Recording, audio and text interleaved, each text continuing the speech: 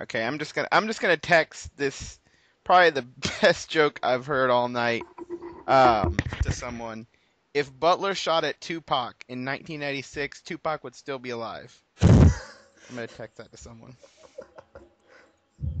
So, all right. I think we're recording, and we weren't going to record because all was gonna be well if Butler won, and then the middle of the second half happened. Everything has gone wrong. Hmm. Really, regardless of who won that game, I still wanted to tear my eyes out. That was just painful to watch. Yeah, and you rarely hear broadcasters of anything rip on the thing that they're broadcasting, but in the second half or in the halftime, they just laid it on Butler in terms of or they laid it on both teams in terms of how badly they played because Butler actually had the lead at halftime. Yeah, they did. There were some good tweets tonight. I retweeted a lot of them. Yeah, there's a Um, lot of bitterness going around. For example, I'm sure you've seen the new term that's being brought up, the Butler Bills. yeah, Yeah. I saw. It's a good thing they didn't waste Gus Johnson on this. Hmm. And here's my favorite: an athletic director with a suspended football coach handing a trophy to a soon-to-be suspended hoops coach. Yep. Akib Talib's mom can shoot better than Butler did tonight. I enjoy how the NCAA basketball champion is on probation and the NCAA football BCS champion is under investigation. Yeah. If this NCAA championship game were any worse, Mike Alden would sign it to a 5-year contract at Missouri. I can't believe they're going to cut down the net. It hasn't even been used Oh, yet. I saw that one in a different form.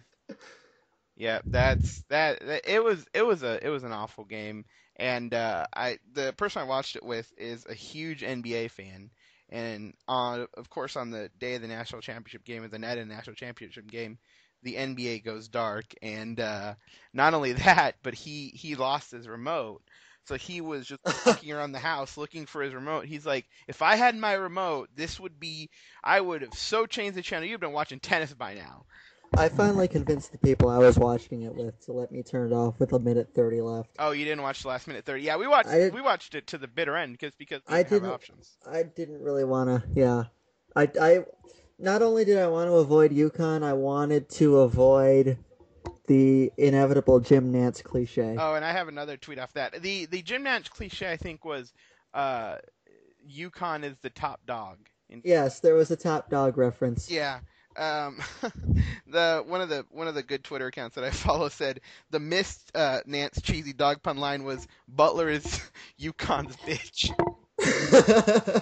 So, Let's get this out of the way first. uh-huh. Connecticut was hands down the better team tonight. Well, and not only that, Absolutely hands down. There's no argument. yeah, no. And you don't win 11 games in a row if you're not a darn good team. Oh, absolutely they were the best. You can't. Yeah, you have to respect the run they went on. But not only that, It's but has Jim Calhoun lost a Final Four game? I don't think he has.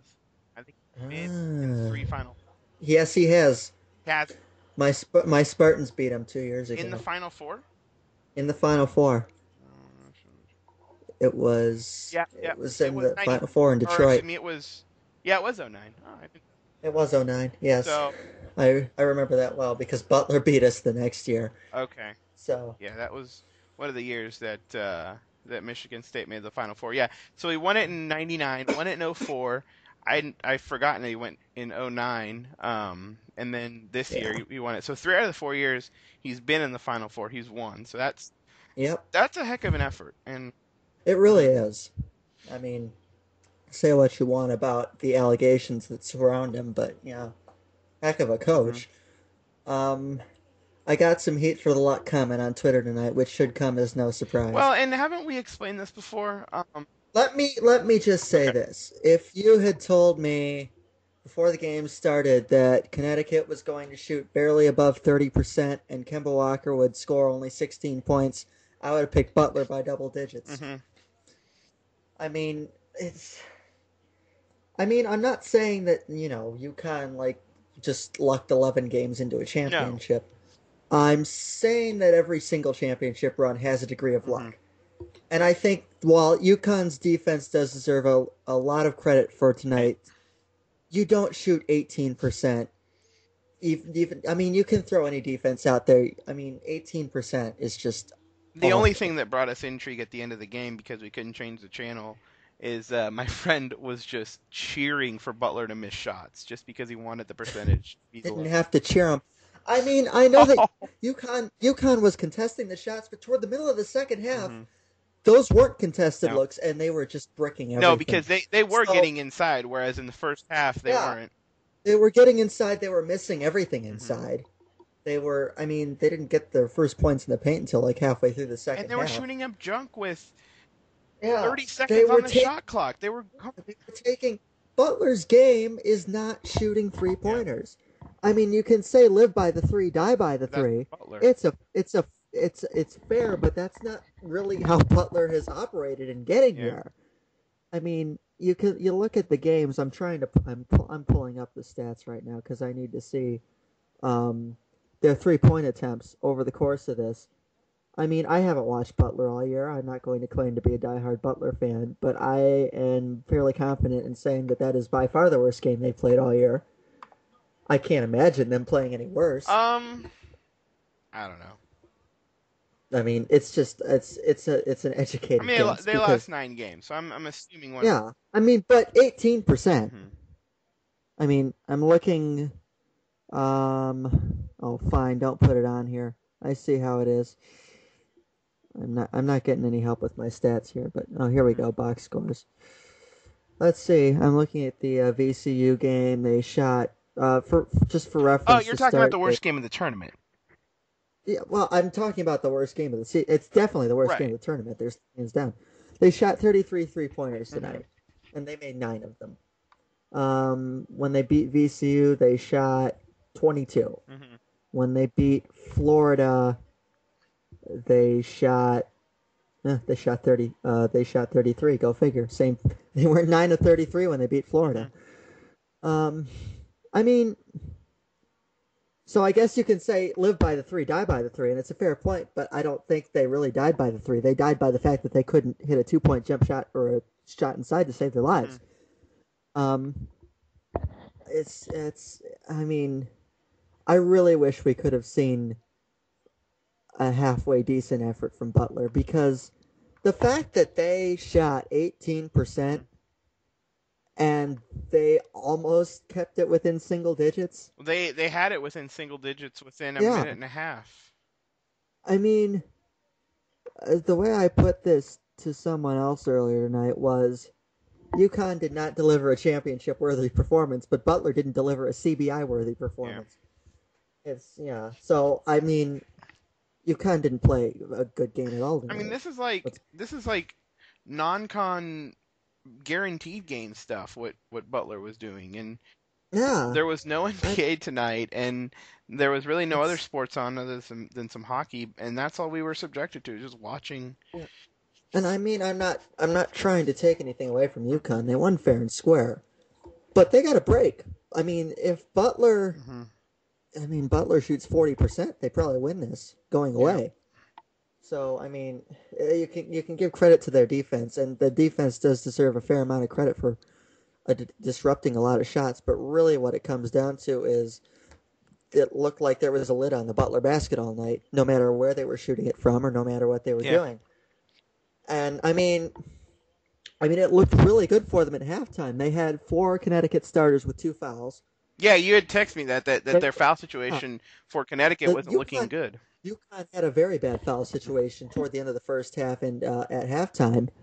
And Butler came out. They hit the first 3. They were up 25-19.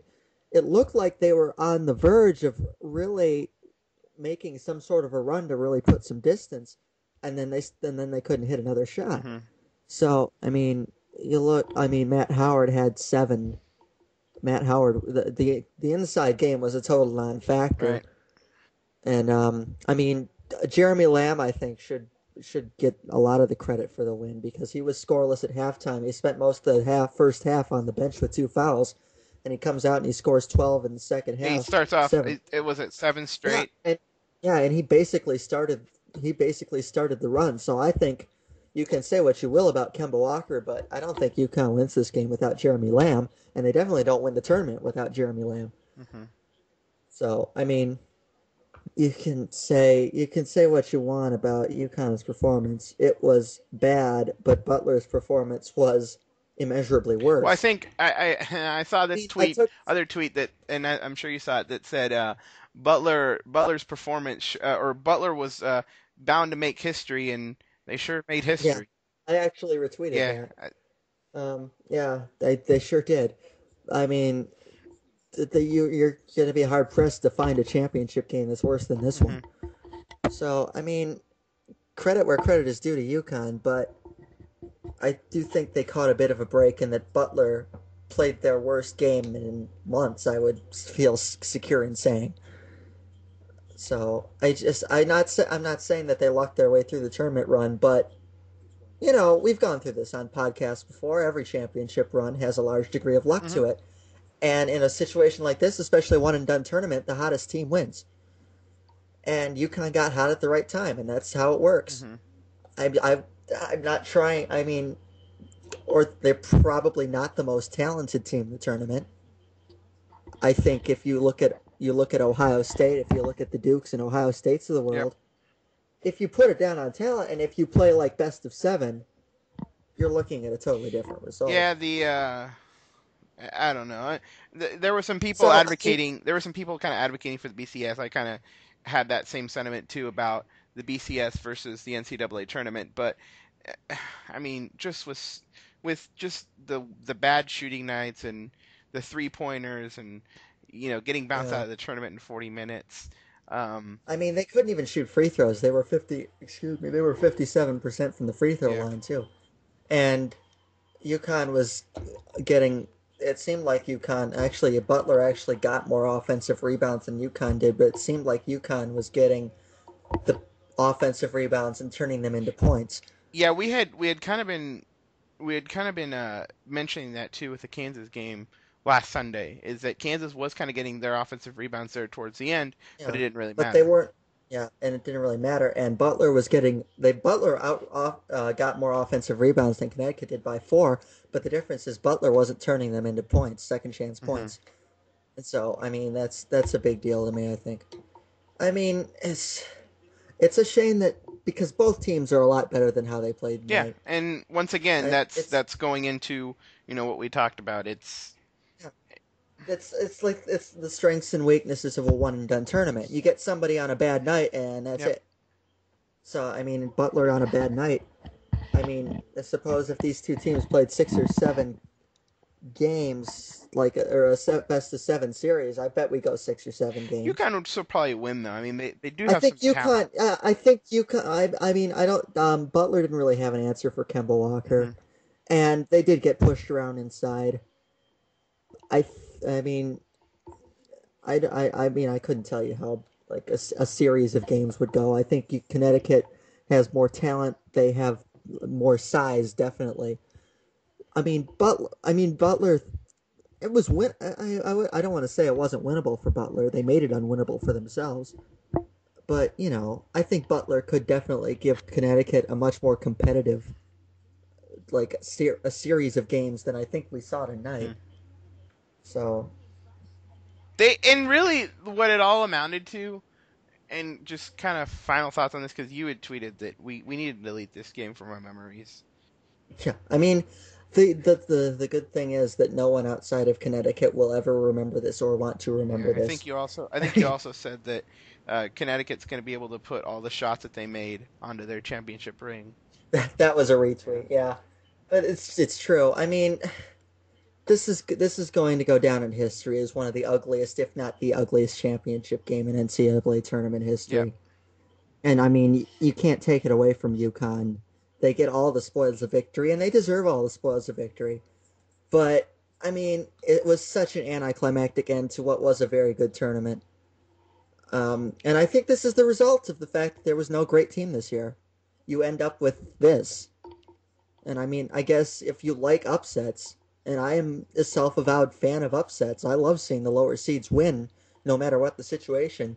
But Once you upsets get into generally lead, that, upsets yeah, generally lead into. Yeah, but once you get into the Elite Eights and the Final Fours, then you're looking at some pretty bad matchups. I mean, they can be be it unintriguing matchups or just plain mismatches. Hmm. I mean, I mean, as intriguing as a Butler VCU final or a Final Four game was, I mean, it's not a marquee matchup by any stretch of the imagination. I mean, here another thing I said during the game is if Butler plays as well as they did in last year's championship, they win this. I Yeah, think and that's why safe to say. people called them the Butler Bills, is because Yeah, Buffalo had the one close Super Bowl, and then they proceeded to get blown out, and then blown out, and then blown out. But the thing about Butler too is that they had some fight through the first half, and at the end of the game they were just kind of making some threes, but it was just that cold stretch, kind of from the yeah. middle of I mean, in the middle of the they second half, that just cooked them. And they started what 1 of 9 in the first hmm half from the field, and they got it together enough, and UConn was bad hmm enough that they were able to carry the lead in the right. halftime. But they started 1 of 10 in the second half, but they didn't turn it around, and UConn hmm did. I think UConn made adjustments. UConn took advantage of their. It, well, this is going to sound stupid, but UConn played to their advantage. They took advantage of the edges they had, and that's why the final result was what it hmm was. So, I mean, it's a shame it had to end this way because if both teams play to their full potential, I mean, you're looking at I think not only a much more entertaining game, no doubt, but I think it would be a more competitive game because I mean, you look at Shelvin Mack was bricking everything until late in the second Yep. half, and Matt Howard was a non-factor, and Andrew Smith was a non-factor, and Butler only got 2 bench points, and The highlights are going to be painful to watch as they far are, as and all the I'm misses. going, yeah, I'm. There weren't many highlights.